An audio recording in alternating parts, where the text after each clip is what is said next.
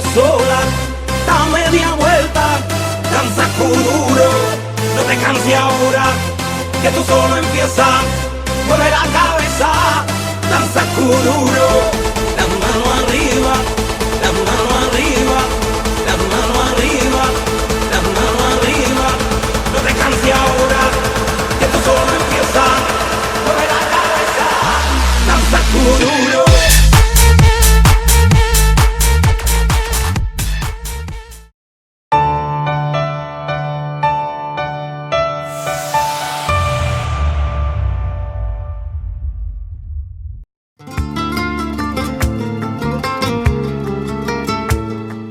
Buenas tardes y bienvenidos a este acto cultural que organiza el Club Calerito de Córdoba. Es para mí un verdadero honor y un placer poder presentar a mi apreciado y admirado amigo, don Ángel Olmo Rísquez. Ángel nace en Añora, Córdoba, a finales de los años 40. Muy joven, se viene a Córdoba, a la capital, a estudiar magisterio y nada más acabar comienza a ejercer la docencia como profesor de lengua y literatura en el prestigioso Colegio La Salle de Córdoba, en el que desarrolla una dilatada carrera de 45 años. Ha intervenido en múltiples proyectos formativos de técnicas de lectura, técnicas y dinámica de grupo, ha participado en diseños curriculares de lenguaje significativo, ha sido formador del profesorado, sobre todo del profesorado de formación religiosa para la obtención del DEI. Ha ocupado la dirección y otros cargos directivos en el Colegio La Salle por un periodo mayor de 11 años. Es autor de varios libros de poesía y otros tantos en prosa, así como de numerosos artículos y poemas publicados en diferentes entidades. Pregonero de las fiestas en honor a la patrona Nuestra Señora de la Peña, de Añora, entre otros. Se ha formado en París y Roma, donde ha permanecido largas temporadas. Es redactor de numerosas revistas y exposiciones.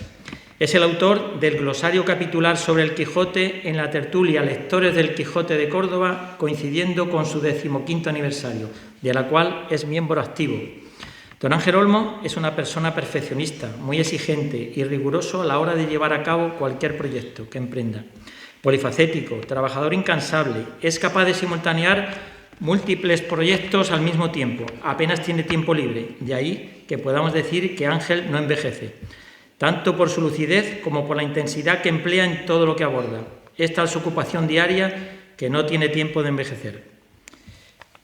Es de esas personas completas y ejemplificantes, excelente abuelo, a la que se le puede decir sin ningún pudor: Ángel, cuando sea mayor quiero ser como tú.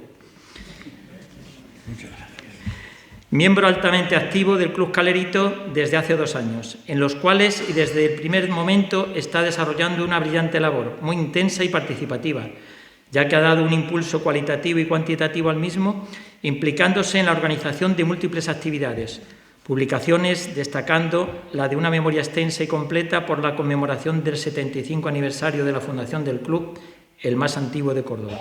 Conferencias, mejora de la estética de su sede y proyección de la imagen del mismo en la ciudad. Una labor incansable de la que hoy tenemos un claro ejemplo, ya que nos trae una exposición desde Sénica hasta Góngora, con un recorrido nada más y nada menos que de 17 siglos por la historia de Córdoba, a través de datos y anécdotas de 14 personajes que sin duda han dejado su sello en nuestra ciudad. Desde Séneca, el siglo I después de Cristo, a Góngora, siglo XVII, pasando por personajes tan ilustres como Osio, Abderramán, Almanzor, Averroes, Álvaro de Córdoba, Juan de Mena, el gran capitán, Beatriz Enríquez de Arana, Ambrosio de Morales, Juan de Mena y, cómo no, don Miguel de Cervantes. Todos ellos han dejado una huella imborrable en nuestra ciudad. Un trabajo de investigación importante que seguro nos va a sorprender y no nos va a dejar indiferentes, por su relevancia y riqueza.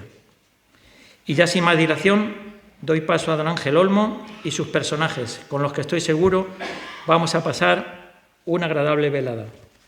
Muy bien.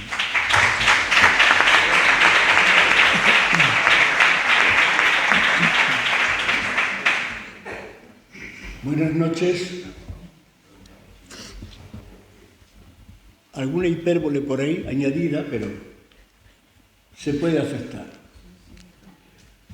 Buenas noches, doña Isabel Bernal, don Miguel Castellano, don Luis Martín, don Ricardo Rojas, don Juan Serrano, don Juan de Dios Martínez Tena, presidente del Club Calerito, otros presidentes, socios, familiares, amigos.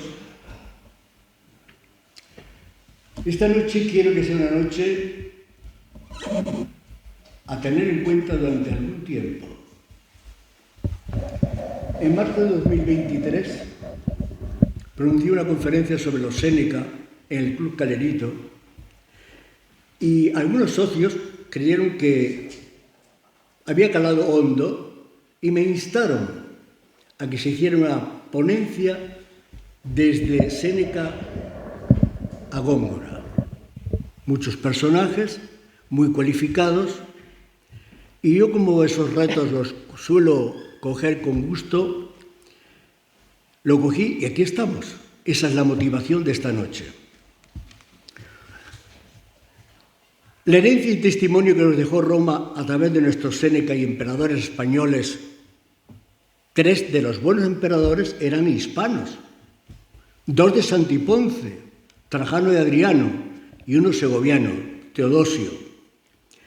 Esa perspectiva se verá aumentada, viva y modernizada, hasta alcanzar una dimensión universal por otros hombres que, a pesar de las épocas oscuras y controvertidas, dejaron en Córdoba y para la humanidad un legado extraordinario. Con una metodología expositiva y didáctica, y en un tiempo prudente, hablaremos de una época que abarca 15 siglos, y de unos hombres y una dama que forjaron la historia inmarcesible de esta ciudad. Son muchos más, pero estos han sido los elegidos. La citada ponencia abarca una etapa en que, como dice don Miguel de Cervantes, la historia es émula del tiempo, depósito de las acciones, testigo del pasado, ejemplo y aviso de lo presente y advertencia de lo porvenir. No saben cómo agradezco su presencia esta noche, tan poco atractiva para salir de casa, pero lo han hecho, están aquí. Unos lo han hecho por compromiso con el club, otros por amistad con el ponente, algunos por curiosidad, y habrá un grupo inquieto por saber cómo se enfoca una conferencia de esta índole en los tiempos que corren, donde casi solo vale lo que pasó ayer, esta mañana y poco más. Yo también tengo mis objetivos esta noche. No les he traído para sentarles ahí una hora y escuchar a alguien más hablando de un tema tan recurrente como es Córdoba. Quiero hacerles pensar. Pensar en Córdoba, pensar por Córdoba. Tanto que los personajes, siendo importantes, podrían quedar difuminados o en segundo plano con respecto al verdadero y objetivo fin de esta noche. Esta petición no se hará de manera explícita, pero se deducirá subliminalmente de cuanto se puede exponer esta noche, además de descubrir un desbordante amor por esta ciudad a la que he llegado a admirar profundamente.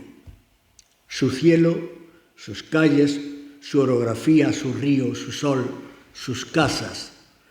La casa de los cordobeses es la casa del sol. Por cierto, en la episcopal mansión de Cuenca hay una inscripción que reza Relicturo satis, para el que va de paso suficiente. Pero en Córdoba hay otra mucho más ambiciosa. Non nobis, no para nosotros, sino para nuestros hijos, nuestros nietos y sus descendientes. Esa es la visión diferenciada de cómo se piensa en dos latitudes diferentes. Para salir del paso o para quedarse a vivir mucho tiempo, para dejarla como herencia absoluta a nuestros descendientes. A una ciudad no se la conoce si sus hechos no son colocados en el orden y en la serie acomodada, donde aparezca clara y diáfana su generación. Una ciudad necesita buenos ciudadanos que conozcan sus deberes, porque en esos deberes manda el pasado, como lección de experiencias, como hogar de energías, jamás para mirar atrás cuando caminemos, pero sí teniendo en cuenta el tesoro espiritual que es la cuna, la patria. La historia, cuando se estudia, hace creer a los hombres en dos virtudes: la voluntad y la tolerancia. Por eso, cuando andando el tiempo el joven de hoy llega gobernante, artista, educador, conozca su ciudad y la ame, no románticamente o por intuición, y conozca de su país las cualidades y los defectos, las condiciones positivas y aquellas otras que les negó la voluntad o la naturaleza, entonces estará en sazón para ser un patriota consciente y responsable, humano y profesional, para laborar por la causa común de la civilización. Por todo lo dicho, quiero llevar esta ponencia a cabo a través de grandes e indiscutibles personajes que dieron a Córdoba dignidad, grandeza, legitimidad y proyección. Hemos decidido darle a Córdoba estos hombres en estos tiempos en los que hay crestas luminosas y relevantes y otras oscuras y llenas de miedos, guerras, hambrunas y diásporas. Antes como ahora nos seguimos pareciendo muchísimo. Hablaremos de aquellos hombres de los primeros siglos que modelaron el porvenir con la visión anticipada de siglos y profetizaron cambios de religión, de razas, de cultura, de costumbres, de invasiones, de grandes invasiones y de descalabros. Córdoba, sin embargo, no fue tan maltratada como otras ciudades. Siempre dejaron huella nuestros visitantes y dejaron huella seria de su tránsito.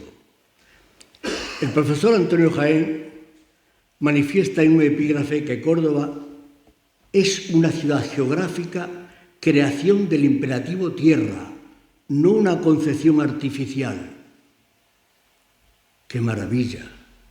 La tierra necesitó a Córdoba para seguir avanzando en su propio destino. Extraordinaria visión. Arrancó desde su fundación por Claudio Marcelo en el año 169 a.C. y arrancó como colonia patricia. No trajo aquí Claudio Marcelo a 4 bandidos, trajo a las mejores familias de Roma y le dio un esplendor extraordinario. Ya empezó a ser universal Córdoba. Llegó a ser capital del mundo en esa época y en otras posteriores, y fue un referente incuestionable. Y un día dejó de serlo. Lo sufrió, lo asumió y respondió como hacían los estoicos, con su lema aquel de abstine et sustine, soporta y renuncia. Y cuando leo esto, con aquella sabiduría, quizá en este momento esté pensando que ahí quizá estemos hablando de lo que significa ser senequista. Ya estamos configurando ese concepto, más o menos. Córdoba es un prometedor cruce de caminos en la provincia bética, en la Hispania ulterior. Su historia es un tapiz entretejido de sangre de 1000 pueblos y cada uno de ellos dejó en Córdoba lo mejor de sí mismos. Lo ibérico se cruza de caballero romano con Séneca, se pone el turbante con Abderramón, se heraldiza con Maimónides y enseguida se pone la cruz con nuestro gran Osio. Estas 4 figuras que hemos nombrado son 4 espadas que se cruzan para formar una bóveda de acero, resistente, seria, firme. Y antes de entrar con nuestros personajes, queremos hacer una pequeña síntesis, pasar de puntillas por lo que tanto se habla en Córdoba, de los Séneca. Saber si somos capaces de tener en cuenta un poco estas relaciones. Tenemos un Séneca viejo o retórico, que es Marco Anneo Séneca. Está su estatua en la Puerta de Almodóvar y la hizo Amadeo Ruiz Olmos y la pagó el cordobés. Ese es el padre, ese es el abuelo, ese es el viejo, el retórico. Y tiene 3 hijos: Marco Anneo Novato, Lucio Anneo Séneca y Marco Anneo Mela. El primero, Novato, no lo vamos a conocer como Séneca y lo vamos a dejar para el final. Lucio, el segundo hijo, es el filósofo, es el preceptor de Nerón, es el hombre que vivió lo clásico, la literatura, las costumbres, la filosofía, y fue un hombre, además de rico en dinero, rico en capacidades. Marco Anneo Mela casa con Calla Acilia Lucana y nace un hijo de ellos, que es Marco Anneo Lucano. Así que Marco Anneo Lucano es sobrino de Lucio y nieto de Marco Anneo Séneca. El primer hijo, que es Marco Anneo Novato, no lo conocemos en la historia como cultura, sino como político. Es un hombre listo, rápido, inteligente, y hace política. Llega a ser cónsul de Acaya, una región importantísima del Peloponeso, entre el Egeo y el Jónico, y al sur el mar Mediterráneo. Esa región es extraordinariamente rica, pero complicada. No se llama, hemos dicho, Séneca, porque un amigo de su padre ya desde pequeño quiso adoptarlo. Era costumbre bastante frecuente en Roma la adopción de ese tipo de cosas, de ese tipo de hombres. Muerto el padre, un tal Junio Galión adopta a Marco Anneo Novato y se llama desde ese momento Junio Galión. Junio Galión, si miramos en los Hechos de los Apóstoles, en Corinto, capítulo 18, versículo 12, veréis que es el hombre, es el procónsul de Acaya, es el que, cuando a Pablo de Tarso lo sigue una turba de judíos para matarlo, los para, les habla y les salva la vida a San Pablo.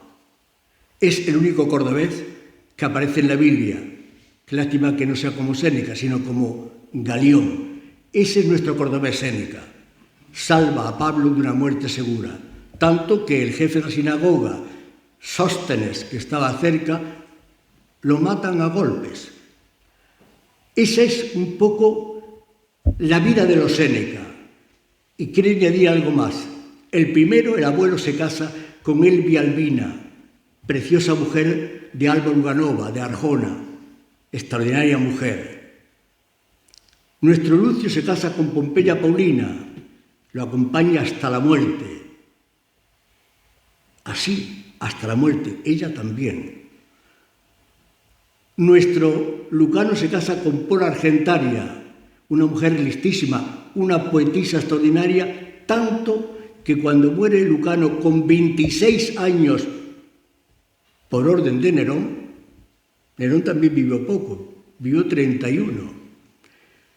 Pola Argentaria sigue la obra de Lucano de tal manera que no sabemos cuándo termina uno y empieza la otra. Esa es la vida de los Séneca, que dieron a Córdoba el esplendor de saber que estaban haciendo historia Historia de la buena.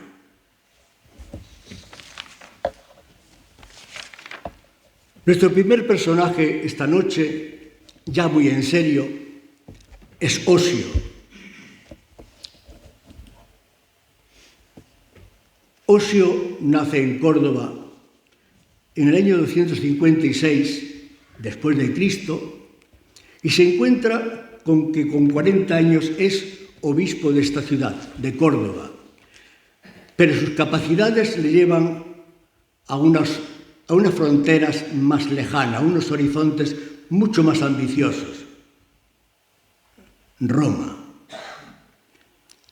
Y se encuentra con que el emperador es Constantino. Este es su trabajo y esta es su entrega, que cuando aparece una herejía, el arrianismo, cuyo defensor es Arrio, busca la manera de neutralizar los efectos de aquella gran doctrina que niega que Dios y su Hijo sean una misma persona. Bueno, pues él genera un encuentro increíble en Nicea, Bitinia, en la residencia de verano del propio Constantino, 300 obispos. Osio, dirige ese gran encuentro, una asamblea extraordinaria, un concilio. Y fíjense ustedes, allí se estableció el credo de Nicea, ahí se convirtió al cristianismo el propio Constantino. Bien es verdad que a Constantino también le interesaba que eso fuera así, porque los cristianos crecían de una manera increíble. Cuando el mundo entero reza ahora mismo el credo, está rezando las palabras de nuestro obispo Osio. ¡Qué universalidad! ¡Qué categoría para Córdoba! Nuestro Osio es quien da las claves para que ese pensamiento que configura el credo vaya aunando tantas voluntades al mismo tiempo que queda escrito para mucho tiempo, hasta hoy, y de eso hace ya 1600 años o algo más.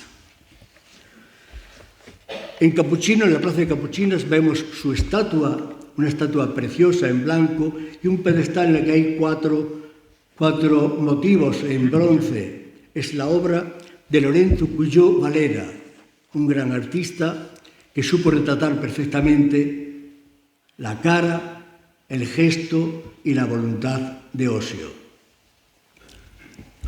Osio instruyó a Constantino en cuestiones eclesiásticas y religiosas y le aconsejó qué partido tomar entre ciertos movimientos heréticos que conmovieron la vida de la Iglesia.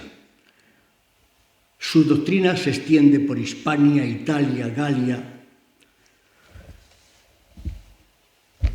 Vuelve a Córdoba y difunde las disposiciones niceanas por todas las provincias hispanas. Y el propio Osio queda admirado de que el alcance de sus palabras ha llegado de una manera tan contundente que hoy Hispania se rinde ante ese movimiento religioso. Tenemos que pensar que, aunque en estos momentos no sea así, en aquel momento de la historia, la religión era el fundamento de la vida. Todo estaba acorde con la religión. Por tanto, era muy importante saber a qué partido jugabas.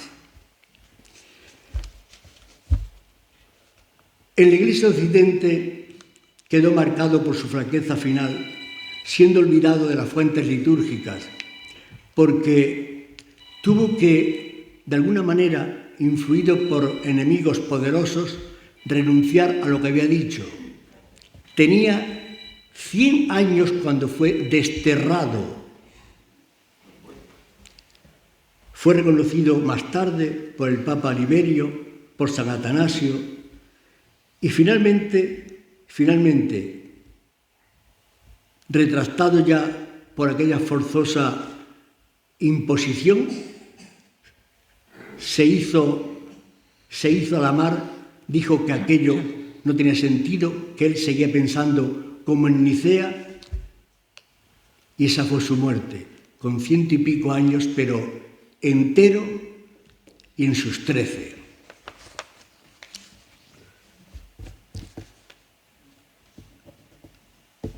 Abderramán I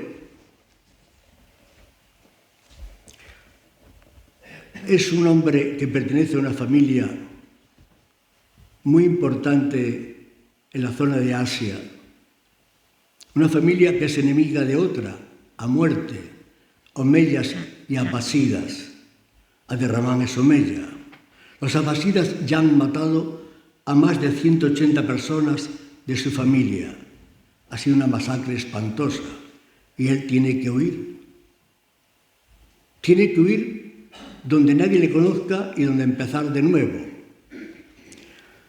Nace en el 731 y va a vivir solo 57 años, pero intensísimos. Su madre era bereber, de la tribu de Nafta. Esto le sirvió para poder huir de Siria y llegar hasta España. Pero en España ya habían llegado, lo hemos estudiado todos, ya habían llegado los árabes o los moros en el 711. Él llegó aquí en el 755. Tenía 24 años. Y aquí había en España en ese momento, y sobre todo en Al-Ándalus, había hispanoromanos, visigodos, sirios, árabes, bereberes, judíos, muladíes, cristianos convertidos al Islam para evitar pagar impuestos, mozárabes, una mezcla increíble sin pies ni cabeza. Y este joven que pasa el desierto camuflado para poder llegar hasta España, llega primero hasta Triana, Málaga, en septiembre del 755, y allí se nombra a sí mismo emir, no califa. El califato en Córdoba se establece muchos años después. Entra en Córdoba en el 756 y es el primer emir independiente de Damasco. Su travesía épica también del desierto lo llevó a la fundación del Emirato de Córdoba, marcando un hito significativo en la historia de Al-Ándalus. Sin poder y sin sosiego, así empieza una carta suya, sin poder y sin sosiego. ¡Qué cabecera tan increíble! Pero inicia la construcción de la mezquita. Joven, sin un duro, pero una voluntad increíble. Algo le impulsó a que esto fuera así. En un solar que ocupaba una modesta basílica visigoda, la de San Vicente, en el año 785, tiene 54 años y muere con 57. 3 años va a disfrutar la construcción de la mezquita, solo 3 años. Pero en esa modesta mezquita fue reconocido por el pueblo como imán, como guía religioso de su comunidad. ¡Qué maravilla poder contar con esa capacidad! El flamante emir no podía, sin embargo, someterse a los abasidas que habían matado a su familia. Se declaró emir independiente y creó las primeras piedras angulares para que Córdoba fuera lo que llegó a ser. Referente del mundo, sin lugar a dudas. La añoranza de Damasco siempre estará en Abderramán, hasta el punto de construir una almunia o residencia en el campo que llamó Rusafa, como la de Siria, y plantó varias palmeras que le recordará su tierra. Allí vive mucho tiempo y como poeta, en algún momento, mirando a las palmeras, les dijo en voz baja: «Tú también, insigne palmera, eres aquí forastera». Córdoba no será califato hasta el año 929, 16 de enero, viernes, día sagrado para los musulmanes, y lo hará con Abderramán III. Reinó 32 años y gran parte de ellos lo dedicó a aplacar reyertas, guerrillas, levantamientos, ni un solo día de paz.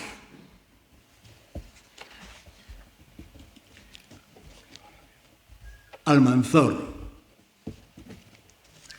un gran caudillo. Abu Amir Muhammad ben Amir al-Baghfari, llamado Al-Mansur, el victorioso, más conocido como Almanzor, nació en Algeciras, Turrux, en el 939 y murió en Medinaceli en 1002, 63 años. Nació en una alquería en las afueras de Turrux, una familia árabe, yemení, normal. Marchó joven a Córdoba a formarse como alfaquí y luego ingresó en la administración. Listísimo. Durante el califato de Alequén II ocupó importantes cargos. Como chambelán del califato ejerció un poder extraordinario, tanto que el propio califa pintaba poco. Él era realmente quien mandaba. Almanzor era profundamente religioso y recibió el apoyo pragmático de las autoridades religiosas musulmanes y el control político. La base de su poder estuvo en la defensa de la yihad, que al no ser califa debía proclamar en nombre de este. Es el paladín del Islam y asumió toda la autoridad gubernamental. Una gran personalidad y un gran talento militar. Obtuvo grandes beneficios de sus conquistas, pero asoló ciudades como Salamanca, Barcelona, Coimbra, León, Zamora, Astorga. Solo respetó el sepulcro del apóstol Santiago. La propia ciudad de Santiago también la castigó severamente y obligó a los cristianos a traer las campanas, 56 campanas, a hombros de cristianos a Córdoba. En 1236, Fernando III el Santo, cuando conquista Córdoba, las devolverá a Santiago a hombros de árabes. ¿Era lo justo? Entre la leyenda y la realidad se dice que 2 siglos y medio más tarde esas campanas volvieron. Justo 5 años más tarde, regresando a una expedición contra San Millán de la Gogolla, cayó enfermo y murió en Medinaceli. Es la vida de Almanzor. Es increíble, pero es cierta. Almanzor alcanza tanta grandeza y poder que también se ceban con él las leyendas, no exentas de algún título de realidad. Todo el mundo sabrá más o menos que hay un episodio muy triste. Córdoba tiene constancia de ello. Los hijos de un gran hombre, los infantes de Lara, son muertos en Córdoba, traicionados por su tío, un señor que no mereció morir como murió. Pero los infantes de Lara, que son 7, y su propio ayo, mueren asesinados por orden de su propio tío.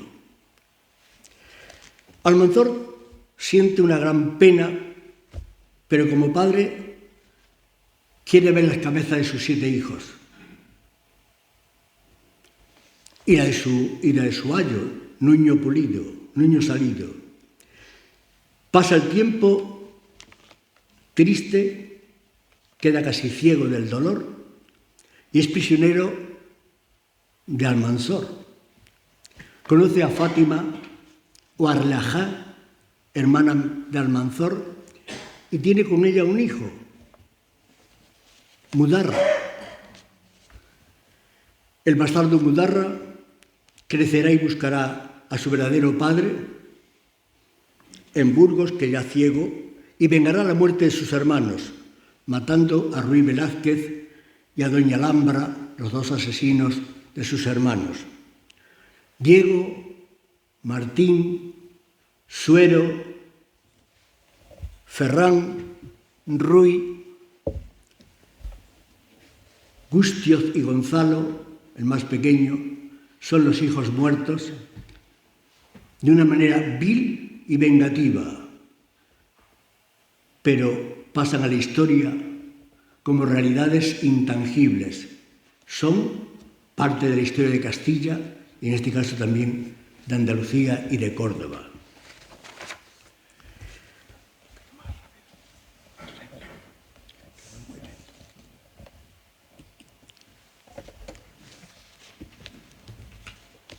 Vamos con Averroes, musulmán. A veces confundimos las doctrinas o las creencias o las religiones. Maimónides es judío, Averroes es musulmán. Sabéis que vivieron 3 religiones paralelas en España: cristianismo, judaísmo y musulmanes. Averroes es un filósofo maravilloso, teólogo, jurista, médico, matemático. Nace en el seno de una familia muy importante, jurisconsultos, por lo que recibió una educación académica exquisita. Destacó en todas las especialidades. En 1168 se encontraba en Marrakech y fue presentado a Bentofail, al soberano Abu Yaqub Yusuf, que le encargó comentar las obras de Aristóteles.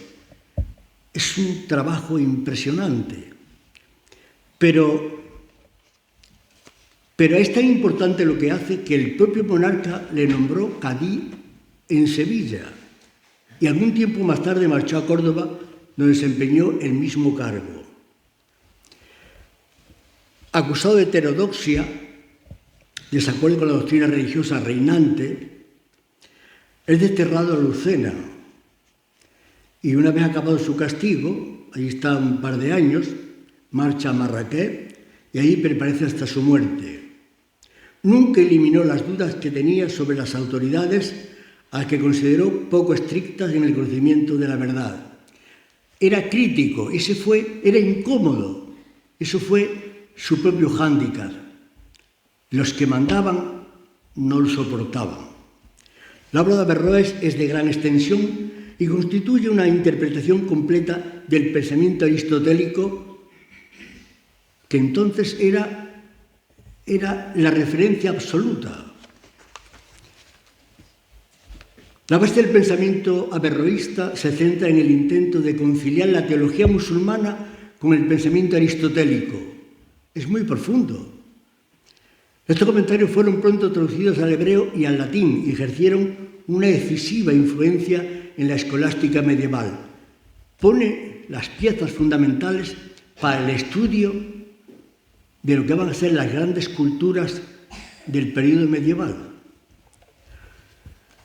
Esta doctrina tuvo una gran oposición en San Alberto Magno y en San Agustín y en Santo Tomás de Aquino.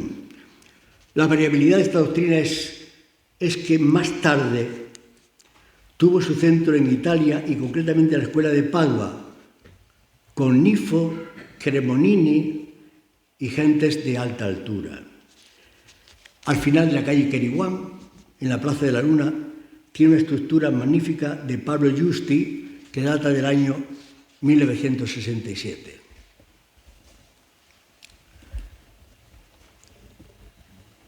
Maimónides es un judío sefardí que inicia en Córdoba sus estudios bíblicos y talmúdicos y está considerado como uno de los mayores estudiosos y conocedores de la Torá. Sin embargo, los almohades que entonces mandan en Córdoba le obligan a que se convierta o finja convertirse al Islam, pero no, él no pasa por ahí. Maimónides es el máximo exponente de la cultura hispano-judía, filósofo, médico, matemático, escritor. Se le apodó el Aristóteles de la Edad Media y el Santo Tomás del judaísmo. Es el talento más dialéctico que haya producido jamás la raza hebrea. Su capacidad para expresarse es absoluta.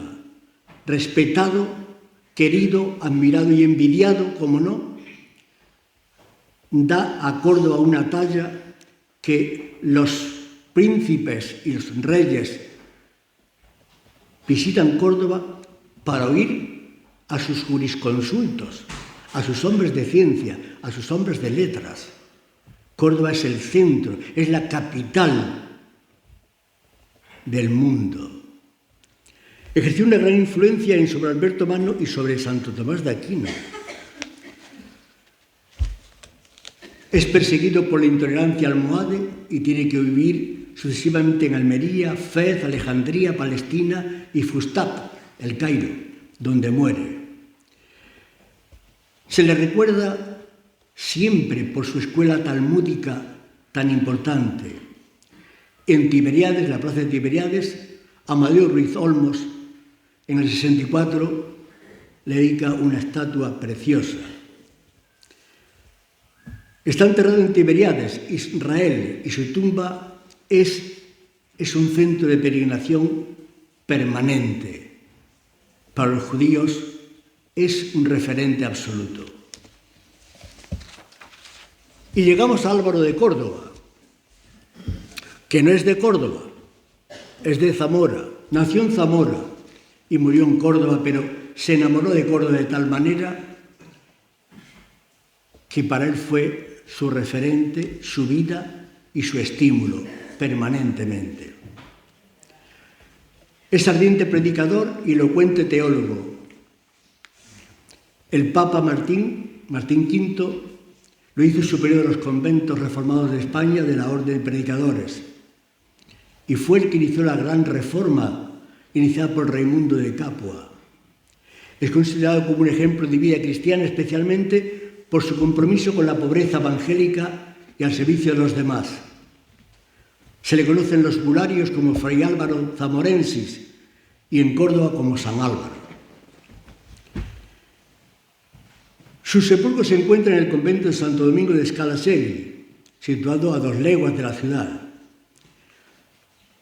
Juan II lo fundó y Álvaro rehusó el cargo de prior que le había ofrecido.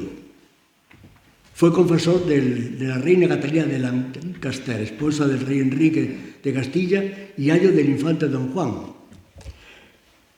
Lo más importante que se puede decir sobre San Álvaro es que cuando visita el camino del Calvario queda tan impregnado, vive aquello con tanta fuerza que aquel hombre cambia totalmente. Vuelve a España y planta pasos en la Sierra de Córdoba que recuerdan la pasión en Getsemaní y en la cruz del Gólgota. Más tarde, Adricomio, el holandés, y el padre Daza fijarán las 14 estaciones.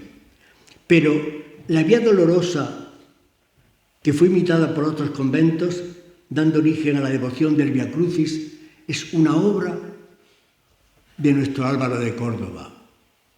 Increíble. Una entrega absoluta a esta ciudad que hoy creo que se la devolvemos, aunque quizás no estemos a la altura. Fue beatificado por el Papa Benedicto XIV el 22 de septiembre del 1739, y es el patrón de las hermandades y las cofradías de Córdoba. Ya estamos con Juan de Mena, breve pero importante. Juan de Mena se educa en Salamanca y en Italia, y es el gran historiador estudioso de la Ilíada y de la Odisea. Homero es para él mujer un elemento fundamental en su trabajo. El propio don Íñigo López de Mendoza, el marqués de Santillana, lo elogia en muchísimos escritos. Cuando regresó a España fue nombrado secretario de Cartas Latinas del rey Juan II, y esa influencia que Dante ejerce sobre Juan de Mena es tan grande que dedica su tiempo y su tratado de Vita Beata, lo hace así. Le llaman el rostro pálido, gastado del estudio, mas no roto y recosido de encuentro de lanza. Roto pero recosido. Juan de Mena usó también una prosa elegante y casi poética, adelantándose a los renacentistas y creando vocablos cultos y términos sonoros y poéticos. Fue un gran orador. Su laberinto de fortuna a las 300, la coronación del marqués de Santillana, contra los pecados mortales, loores de los claros varones de España y mar de historias son sus obras extraordinarias. Y ya estamos con el gran capitán, don Gonzalo Fernández de Córdoba y Enríquez de Aguilar. Nació en Montilla el 1 de septiembre de 1453 y murió en Granada, de malaria, con 62 años. Fue un noble militar español que alcanzó el rango de capitán general de los ejércitos de Castilla y Aragón. Participó en las guerras de Granada, en la Primera Guerra de Italia, en las guerras de Nápoles, en numerosas batallas. Fue nombrado duque de Sant'Angelo, Terranova, Andría, Montalvo, Sessa, caballero comendador de la Orden de Santiago, maestre de la citada orden. Fundó los tercios españoles y fue pionero de las guerras modernas, reformando los ejércitos de España. Su prestigio internacional hizo tener relaciones diplomáticas y personales con el Estado Pontificio y con el Sacro Imperio Romano Germánico. Fue extraordinario. El gran capitán fue extraordinario, con los problemas que tuvo más tarde su propio escultor para hacer de él una estatua. ¿Cuántos problemas? Y él que pocos puso a la corte para conseguir el estado más importante de ese momento. En su honor, el tercio de Melilla lleva su nombre. Casó en primeras nupcias con Isabel de Montemayor, pero murió al dar a luz, y en segundas con María Manrique de Lara y Espinosa. Tuvo 2 hijas, Beatriz y Elvira. Participó en las negociaciones para las capitulaciones de Granada con el rey Boabdil, al que llevó él personalmente a su exilio a Fez. No como prisionero, lo llevó como amigo. Como amigo. Esa era la elegancia de ser un cordobés con una talla extraordinaria. Corren malos tiempos en la corte y ante los excesivos gastos que ha generado el gran capitán, la reina Isabel ha muerto y Fernando se ha casado con Germana de Foix. El rey le pide cuentas al gran capitán y el gran capitán se las da. 100 millones de ducados en picos, pala y azadones para enterrar a nuestros enemigos. 150.000 ducados en frailes, monjas y pobres para que rogasen a Dios por las almas de los soldados caídos en batalla. Finalmente, por la paciencia al haber escuchado estas pequeñeces al rey, que pide cuenta de quien le ha regalado un reino, 100 millones de ducados. Se recuerda al gran capitán con una obra ecuestre de Mateo Inurria, un cordobés extraordinario. Y la gente dice, ¿y la cabeza por qué no es igual? Pues porque Mateo Inurria, después de muchas controversias en su creación, quiso dejar que la cabeza estuviera libre. No la quiso encorsetar. Ya había bastantes cobertura en el caballo, en las bridas. La cabeza era limpia. Algunos dicen que es de lagartijo, no. Es una copia una creación exclusiva del propio Mateo Inurria. Mateo Inurria Inestrosa, la Inosa, la hace en bronce, excepto la cabeza. Estuvo primero esa estatua en la glorieta de Artilleros, confluencia de Gran Capitán con Ronda de Tejares, antiguamente Ronda de Canalejas. Muy poco tiempo después pasó a las Tendillas y allí sigue. El Gran Capitán está enterrado en el monasterio de San Jerónimo, fundado por los Reyes Católicos en Granada, junto con su familia. Tuvo una cuadra de caballos importante: Mudarra, Lupo, Tizona y Santiago. Se dice que tuvo dos espadas, la de ceremonia y la de batalla en los estados italianos. La primera puede que se regalara a su nieto Gonzalo Fernández de Córdoba, tercer duque de Sesa, al rey Felipe III para su colección de la Real Armería, y la otra quedó sobre una mesa pintada por Juan de Medina en 1723, y allí quedó la espada. María Manríquez de Lara y Espinosa sobrevivió a sus hijas, a su yerno y, por supuesto, a su marido. Y fue tan importante esta mujer que a los escritores Hernán Pérez del Pulgar y Diego de Salazar les pidió que escribieran las hazañas del Gran Capitán con pureza, con seriedad, con finura, con nobleza. Me recuerda mucho esta mujer a Pola Argentaria, la esposa de Lucano. Muerto él, ella siguió escribiendo y nadie pudo saber nunca dónde acababa uno y empezaba la otra.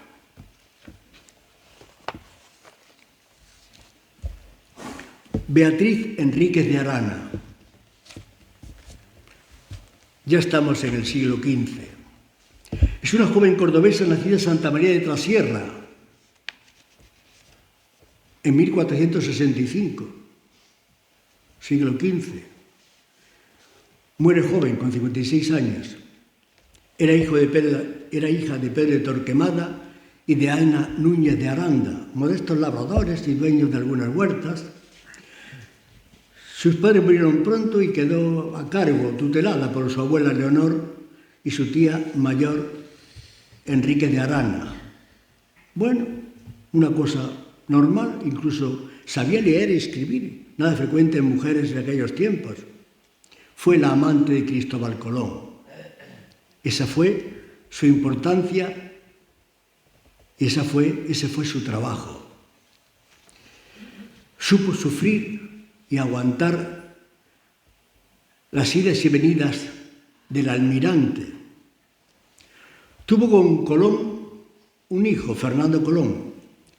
Este sería hermanastro de Diego, otro hijo del almirante, con Felipa Moniz de Perestrello, hija del gobernador de la portuguesa isla de Porto Santo, que murió en Portugal. Los dos hermanos se quisieron y se juntaron en muchas ocasiones. Cuando Colón llegó a Córdoba en 1485 y tuvo que esperar mucho tiempo para que los reyes católicos lo recibieran en la plaza de Colón, conoció a Beatriz y mientras buscaba apoyo ante los reyes católicos, el 15 de agosto de 1488, fruto de los amores entre ambos, nació Hernando Colón. Colón necesitaba dejar a sus hijos al cuidado de una persona y dejó no solamente al segundo, que era hijo de Beatriz, sino también al primero. Beatriz fue una mujer muy importante en la vida de Colón. Era el apoyo que le prestó en momentos muy difíciles para el navegante, que entonces ejercía de vendedor de libros y tenía serias dificultades para mantener a su hijo Diego. Una referencia de la época cuenta que se cubría con una capa raída porque no tenía otra, ni podía comprarla. Así lo dice el cronista Fernández de Oviedo.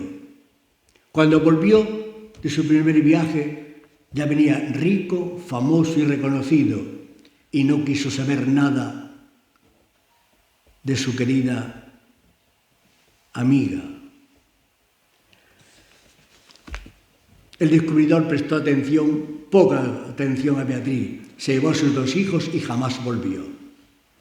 Estos niños acabían siendo pajes de la reina católica. Tampoco su hijo Hernando hizo aprecio de su madre. Jamás la mencionó en sus escritos. Quizá influyera su condición de plebeya o la sospecha de que sus orígenes podían ser conversos. Eso era peligroso.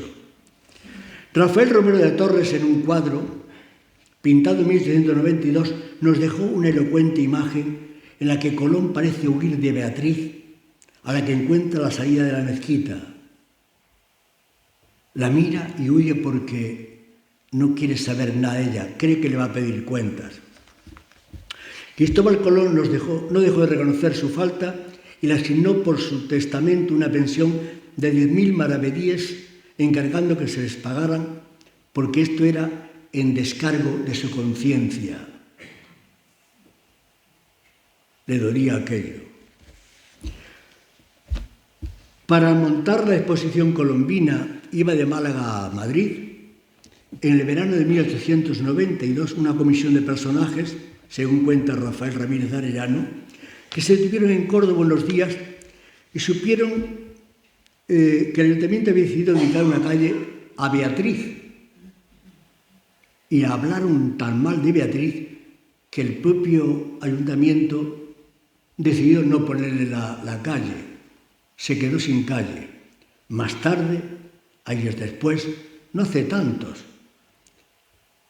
esta señora, sufridora, que amó siempre al navegante, tiene su calle y se le celebra como Dios manda. Limpió su nombre, el ayuntamiento y su dignidad, y le puso a la calle de la Huerta de la Reina, calle de Beatriz Enríquez.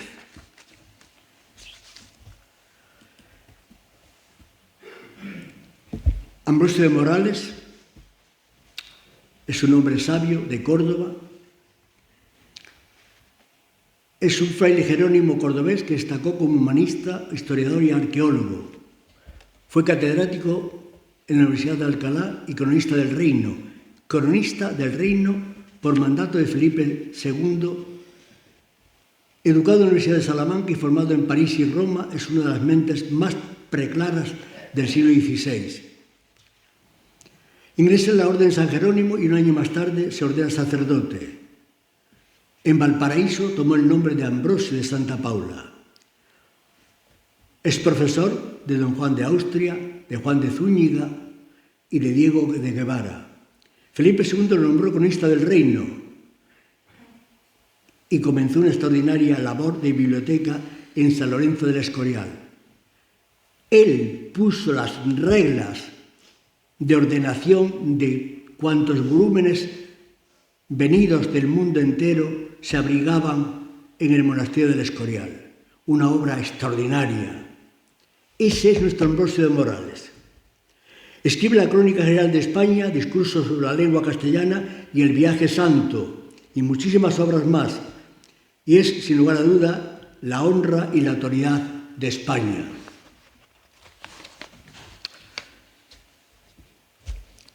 La mejor síntesis y definición de Ambrosio de Morales la hace Ramírez de Arellano en su diccionario, donde dice: está mejor dibujado el hombre que el escritor, porque la talla humana es extraordinaria. Vive sus últimos años en el Hospital de San Sebastián, San Jacinto. Vive como huésped de honor y deja por herederos a 2 niños expósitos. Todo su capital es para 2 niños que vivían en el hospital sin padre ni madre. Y vamos terminando. Juan de Mesa es un hombre tímido, un gran escultor, un imaginero.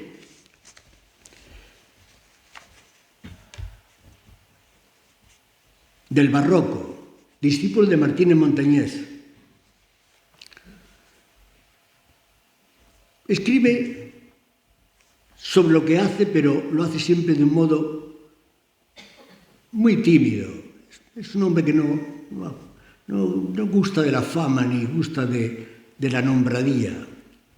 Antes de ir a Sevilla, Juan de Mesa pudo pasar por Granada, por los talleres de Prado de Rojas, por supuesto por el taller de Martínez Montañés, que sería su gran maestro. Y bueno, quizá en Sevilla también conociera a Andrés de Ocampo. Lo cierto es que en 1606 Juan de Mesa comienza a trabajar con Martínez Montañés en Sevilla en una edad tardía para una carrera tan larga. Mesa ya había obtenido unos conocimientos junto a Francisco de Uceda en Córdoba y había buscado la gran metrópoli, la puerta de las Indias, Sevilla. Hizo un contrato y entonces tendría 27 años. Su primera obra documentada es un San José con el Niño, pero sigue trabajando en la construcción de retablos hasta que Eliodoro Sancho Corbacho, en 1930, y así lo publica ABC, descubre que el autor del Cristo del Gran Poder, hecho en 1620, El Señor de Sevilla, es una obra que se atribuyó siempre al maestro Martínez Montañés, pero no, es de Juan de Mesa. Y así lo hizo un documento en carta de pago al escribano público de Sevilla, Bernabé de Baeza, entre el escultor y los entonces oficiales de la antigua Cofradía del Traspaso, fechada el 1 de octubre de 1620, se reconoce la indiscutible autoría de Juan de Mesa como escultor del Cristo del Gran Poder. No le gustó mucho a los sevillanos este descubrimiento. Lo tenían como suyo, pues era un cordobés. Hacía poco que Primo de Rivera había dimitido, ABC llevaba solo 5 meses en la calle y el día 7 de febrero de 1930, sin haber llegado a la Cuaresma, coincidiendo con la exposición iberoamericana, en la página 19 de ABC se reproduce la carta de pago fotografiada por Dubois en la sede del Archivo de Protocolos Notariales de la calle La Feria, junto al convento de Montesión, esta carta. Por tanto, no hay lugar a dudas. Eliodoro investiga y descubre muchas más autorías. Él mismo le llama el imaginero del dolor. De sus manos salieron tallas de calidad asombrosa, especialmente imágenes pasionistas, 11 crucificados, 2 nazarenos y un grupo enorme. Y por supuesto,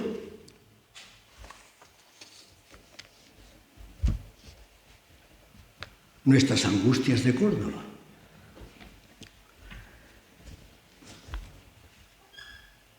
Los nazarenos son el gran poder y el Jesús Nazareno de la iglesia de la Rambla de Córdoba. Juan de Mesa retrata como nadie ese realismo que se hace sufrimiento en la cuidadosa descripción visual del cuerpo martirizado de Cristo en la cruz.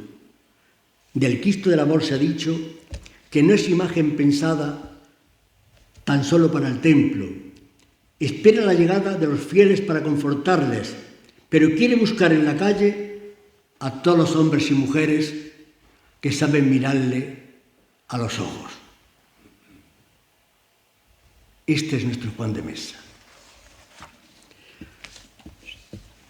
Con Cervantes, que lo vamos a tocar de pasada, no es de Córdoba, pero ha podido expresar en numerosas ocasiones un sentido de pertenencia a Córdoba tan grande que sus abuelos, paternos y su padre, si eran cordobeses. El profesor José Manuel Lucía, autor de La juventud de Cervantes, se detiene especialmente en el abuelo Juan de Cervantes y dice que su hijo Rodrigo vino a Córdoba a hacerse cargo de la herencia. Vino con toda la familia, incluso Miguel. García Parodi defiende la línea infantil de Cervantes afirmando que en la escuela que había en la Magdalena, un solar que hoy ocupa la UNED, el licenciado Alonso de Vieras le enseñó las primeras letras, Aquí aprendió a leer Cervantes. Después pasó al colegio de las jesuitas que tenían en la plaza de la Compañía. Y dice García Parodi que aquí aprendió las primeras letras, la picaresca y el gusto por el teatro. La Posada del Potro es uno de los lugares capitales de este fenómeno. Muchos visitó Miguel y siempre estuvo encantado con Córdoba.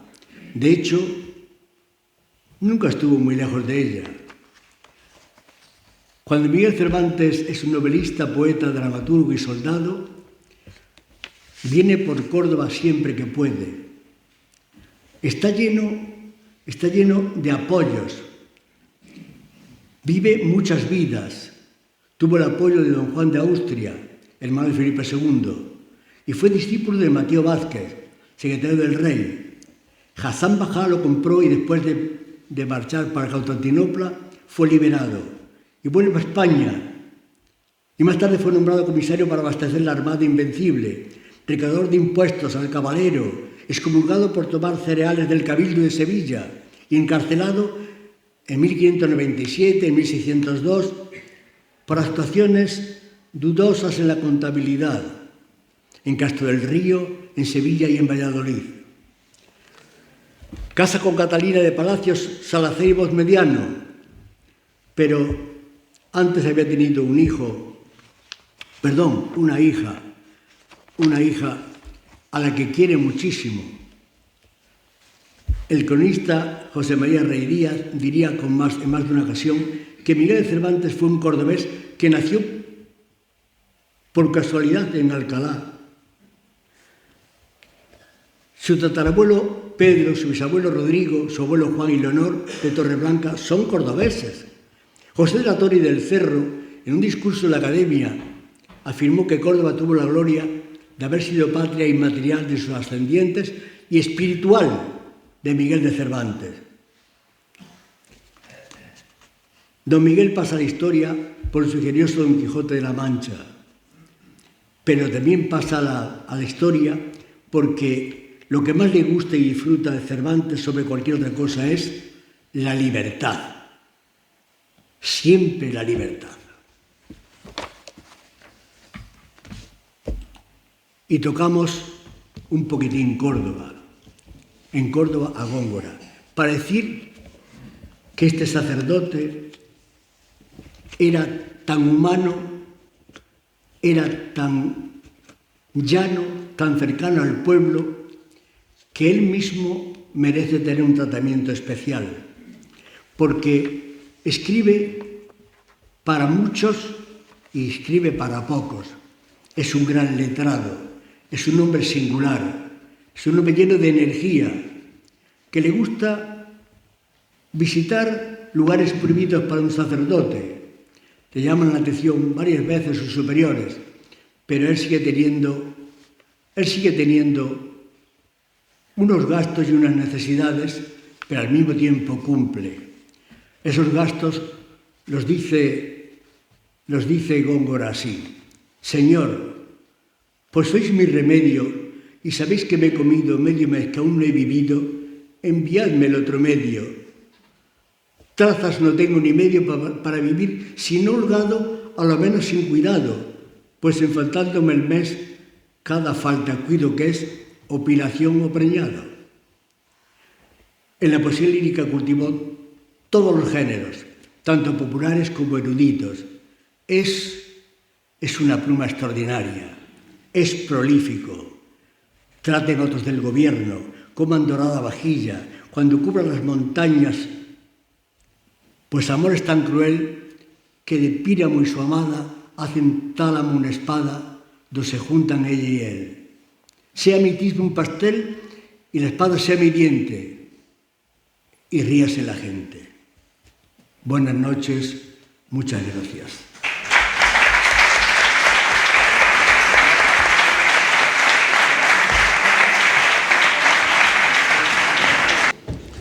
Todo es prácticamente un atraco, ¿eh? Espero yo hablar esta noche. Bueno, encantado de haber estado aquí. Gracias, Juan de, y gracias, Cruz Clarito, por la invitación. Es un placer, don Ángel, escucharte.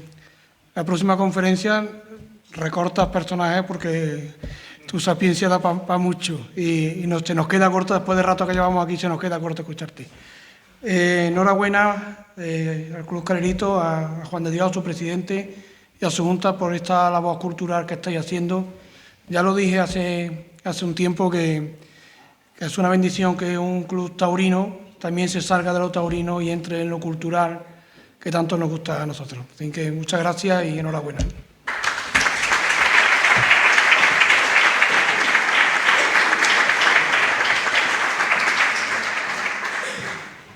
Bueno, pues ya para ir cerrando el acto, pues nos va a decir las palabras nuestro presidente Juan de Dios Martínez Tena.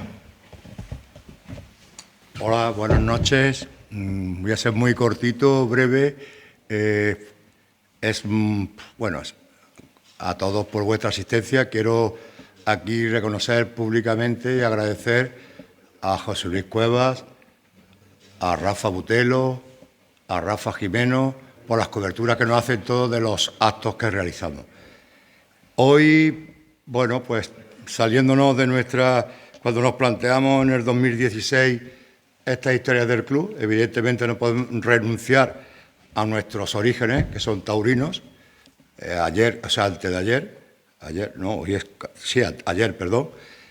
se cumplió 64 años del fallecimiento de nuestro titular. Pasado mañana, 16 de noviembre, este club cumple 76 años de vida y de existencia ininterrumpida. De verdad, muchas gracias a todos. Por ahí quiero tener un recuerdo especial, importante, a toda la escuela cuando yo entré aquí en el 2002 en este club, que me acogió en el barrio de Santa Marina, a Enrique Luque, serían interminables, pero a uno que vive, que es Paquito el Calamares, que le llamamos el Calamares, tiene 90 años, mañana tendré que verlo para llevarle la lotería del club, así que gracias al fichaje que hicimos hace 2 años, don Ángel, muchas gracias por pertenecer a esta familia, para seguir engrandeciendo el barrio de Santa Marina y, por ende, a la ciudad de Córdoba y a Las Peñas. Buenas noches a todos y, de verdad, seguiremos en esto. En este tipo de cosas vamos a seguir siempre. Gracias.